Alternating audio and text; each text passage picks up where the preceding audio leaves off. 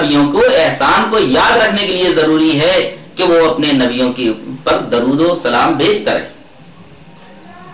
اب ایک سوال یہ اٹھتا ہے کہ اگر سلام بھیجنا، درود بھیجنا نبی پاک صلی اللہ علیہ وسلم پر فرض ہے تو کیا اس کا کوئی ضابطہ، کوئی قاعدہ کلیہ، کوئی اصول ہے؟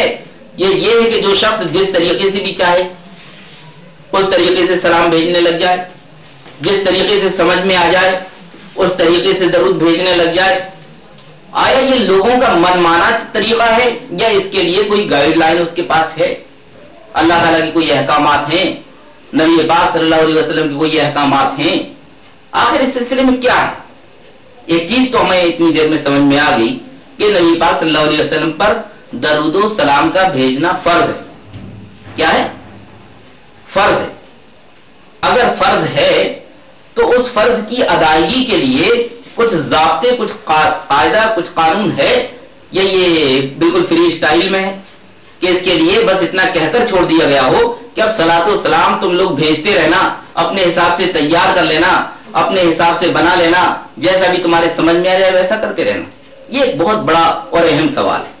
ہم یہ سمجھ لیں کہ دین میں کوئی بھی بات ایسی نہیں ہے جو اللہ تعالیٰ نے نازل تو کر دی ہو، جس کا حکم تو دے دیا ہو لیکن اس کا طریقہ نہ بتلایا ہو۔ کیا کوئی بھی ایسی بات ہے دین میں کہ اللہ تعالیٰ نے یہ کہہ دیا ہو کہ اے مسلمانوں تم نماز پڑھا کرو اور یہ نہ بتلایا جائے، نہ اللہ کی طرف سے نہ نبی کی طرف سے کہ نماز کیسے پڑھی جائے، کتنے وقت پڑھی جائے، پڑھنے کا طریقہ کیا ہو، جس کو جیسا سمجھ میں آ جائے اس طریقے سے پڑھ لینا، کوئی 2 رکعت پڑھ لینا تو کوئی 3، کوئی 4، کوئی 5، جس کو جتنی شردا ہو، جس سے جتنا بھی بن پڑے اس طریقے سے پڑھ لیا جائے۔ تو ہم یہ سمجھ لیں کہ دین کا اگر چھوٹے سے چھوٹی بات بھی ہوتی ہے تو اس کے لیے بھی ضابطے اور قاعدے اور کلیے متعین کیے جاتے ہیں۔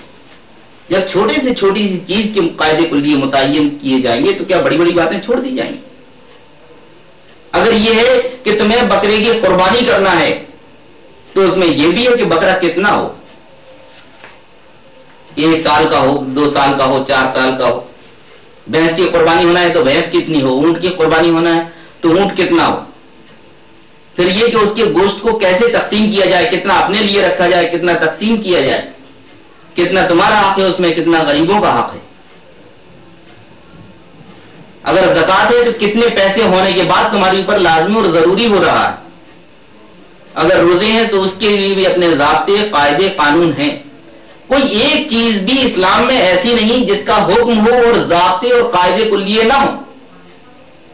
اسلام پوری طریقے سے مکمل دین ہے،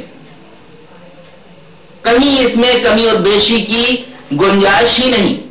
اگر کمی اور بیشی کی گنجائش ہوتی تو ہم یہ مانتے ہیں کہ حضرت ابو بکر صدیق اور حضرت عمر جیسے لوگ تو آدھا دین لے کر کے اس دنیا سے چلے گئے، باقی پورا دین تو اس دور کے لوگوں نے کیا، انہوں نے تو بہت کچھ نہیں کیا جو آج کے لوگ کر رہے ہیں۔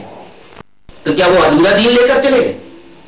نہیں، دین مکمل ہے، اور اس زمانے سے، جس زمانے میں نبی پاک صلی اللہ علیہ وسلم تھے، اور اس زمانے سے آج تک اس کے ایک ایک ضابطے، اس کے قاعدے، قانون پوری طریقے سے نبی پاک صلی اللہ علیہ وسلم نے بتلائے یا کہیں کہیں پر اللہ تعالیٰ نے بتلائے۔ نبی آتا ہی اس لیے ہے کہ پورے قاعدے کلیے، پورے ضابطے بتلائے۔ اگر کوئی بکرے کے بارے میں یہ بات بتلائے گا کہ کتنا ہو بکرا، اگر وہ لنگڑا لولا بھی ہے تو کتنا لنگڑا چل پائے گا، کتنا نہیں۔ فقہائے کرام نے اتنا تک کہا کہ اگر اس کا سینگ ٹوٹا ہے تو کتنا سینگ ٹوٹا چل جائے گا، کتنا نہیں۔ دیکھا جائے گا کہ 1/4 سے کم اگر ٹوٹا ہے تو چل جائے گا، 1/4 سے اگر زیادہ ٹوٹا ہے تو وہ اتنا ٹوٹا ہوا سینگ والا نہیں چلے گا۔ یہ نہیں کہ لوگوں کی شردھا پر ہے، اگر وہ چاہے تو چھوٹا سا کرا لے، چاہے بڑا کرا لے، چاہے جتنا بڑا کرا لے۔ کسی کو بکرے کی گنجائش نہیں ہے تو وہ مرغا ہی ذبح کرا لے، یہ تو لوگوں کی شردھا پر ہے، جیسے جس کی سمجھ میں آ جائے۔ تو بھائیو، ہم سب سے پہلے اپنے ذہن سے یہ نکال لیں کہ اسلام نام ہی یہ ہے کہ ہم اطاعت گزار بن جائیں، اللہ کے تابع ہو جائیں، نبی پاک صلی اللہ علیہ وسلم کے تابع ہو جائیں۔ ہمیں جو بھی حکم وہاں سے ملے ہم اس کو مانیں اور تسلیم کریں، اپنا من مانا طریقہ اختیار نہ کریں۔ اسی کا نام اسلام، اپنے آپ کو پوری طریقے سے سپرد کر دینا اللہ اور اس کی رسول کی اطاعت کے لیے۔ اگر ہم اطاعت گزار ہیں تو ہم مسلمان ہیں، اور اگر ہم اطاعت گزار نہیں ہیں تو ہم مسلمان نہیں ہیں. یہاں من مانا طریقہ تو ہے ہی نہیں. تو ہم یہ دیکھیں کیا اس طریقے سے جب اللہ تعالیٰ نے ایک ایک چیز کے حکم دیے, ایک ایک چیز کے قاعدے کلی اور ضابطے بتلائے, تو اس معاملے میں بھی کچھ فرمایا یا نہیں؟ کیا یہی کہہ کر چھوڑ دیا گیا مسلمانوں ان اللہ و ملائکتہ یصلون علی النبی یا ایھا الذین آمنوا صلوا علیہ وسلموا تسلیما, کیا اے مسلمانوں اللہ اور اس کے فرشتے نبی پاک صلی اللہ علیہ وسلم پر درود بھیجتے ہیں, اور آئی مسلمانوں تم بھی نبی پاک صلی اللہ علیہ وسلم پر درود بھیجا کرو. ظاہر بات ہے کہ صحابہ کرام نے اس کے بعد کیا کیا, تو صحابہ کرام نے نبی پاک صلی اللہ علیہ وسلم سے دریافت کیا, پوچھا اور معلوم کیا کہ اے نبی آپ پر درود و سلام بھیجنے کا طریقہ کیا ہے. امام بخاری رحمۃ اللہ علیہ نے یہ باب باضابطہ طریقے سے قائم کیا ہے کہ باب الصلاۃ علی النبی صلی اللہ علیہ وسلم, کہ نبی پاک صلی اللہ علیہ وسلم پر درود و سلام کس طریقے سے بھیجا جائے. یہ باب قائم کیا ہے امام بخاری رحمۃ اللہ علیہ نے. عن ابن ابی لیلہ قال لقینی کعب بن عجرہ فقال الا اودی لك ہدیۃ ان النبی صلی اللہ علیہ وسلم خرج علینا فقلنا یا رسول اللہ قد علمنا کیف نسلم علیک فكيف نصلي عليه فقال قولوا اللهم صل على محمد وعلى آل محمد كما صليت على إبراهيم وعلى آل إبراهيم إنك حميد مجيد اللهم بارك على محمد وعلى آل محمد كما باركت على إبراهيم إنك حميد مجيد.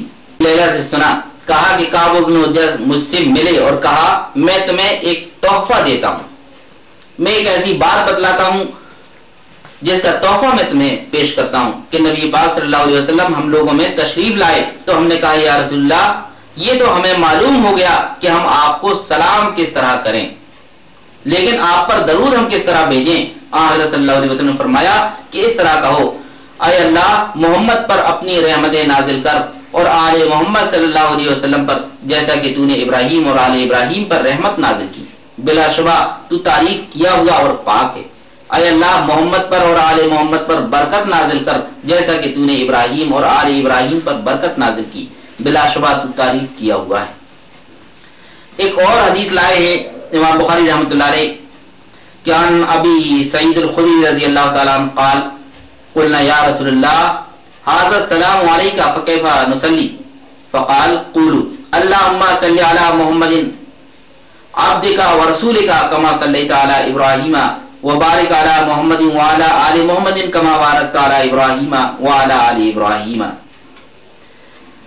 کہ ابو سعید خدری رضی اللہ تعالی عنہ نے بیان کیا کہ ہم نے کہا اے اللہ کے رسول آپ کو سلام اس طرح کیا جاتا ہے لیکن آپ پر درود کس طرح بھیجا جاتا ہے. حضرت صلی اللہ علیہ وسلم نے فرمایا کہ اس طرح کہو کہ اے اللہ اپنی رحمت نازل کر محمد صلی اللہ علیہ وسلم پر اور جو تیرے بندے ہیں اور تیرے رسول ہیں, جس طرح تو نے رحمت نازل کی ابراہیم پر اور برکت بھیج محمد صلی اللہ علیہ وسلم پر اور ان کی آل پر, جس طرح برکت بھیجی تو نے ابراہیم پر اور آل ابراہیم پر.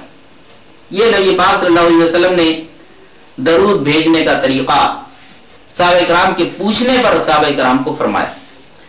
تو نبی پاک صلی اللہ علیہ وسلم نے لوگوں کو درود بھیجنے کا طریقہ بتلایا اور وہی دراصل درود ہے جس طریقے سے بھی نبی پاک صلی اللہ علیہ وسلم نے بھیجنا بتلایا.